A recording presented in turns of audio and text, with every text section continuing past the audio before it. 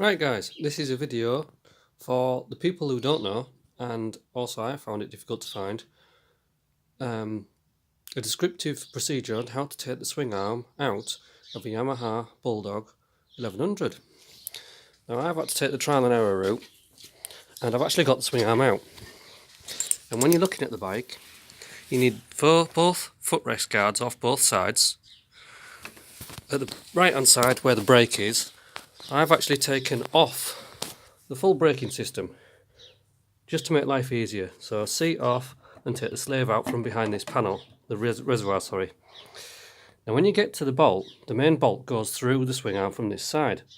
And a lot of people, when you ask, they'll say that the swing arm bearings are actually in the swing arm. Well, on this bike, they're not. They're actually in the actual frame. Once you get the pin out of the swing arm, get the swing arm off, you take this sleeve out of this frame, and the bearings are actually in the frame itself. So that is where the swing arm bearings are on the BT1100 Yamahas. The other question I asked a lot of people was, when it comes to removing the differential in the swing arm, with it being a shaft drive bike, how do you get the splines out? How do you get the prop shaft out? Now the thing is that this shaft drive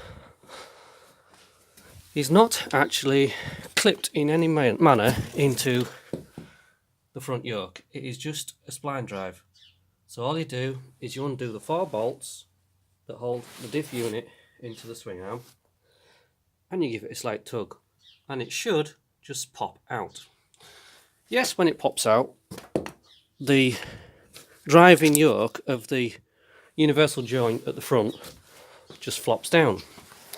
Now the next thing I've had to do is I've had to actually use a drift and knock out the bearings for the universal joint so that you can turn it sideways and get access to the other roller bearing.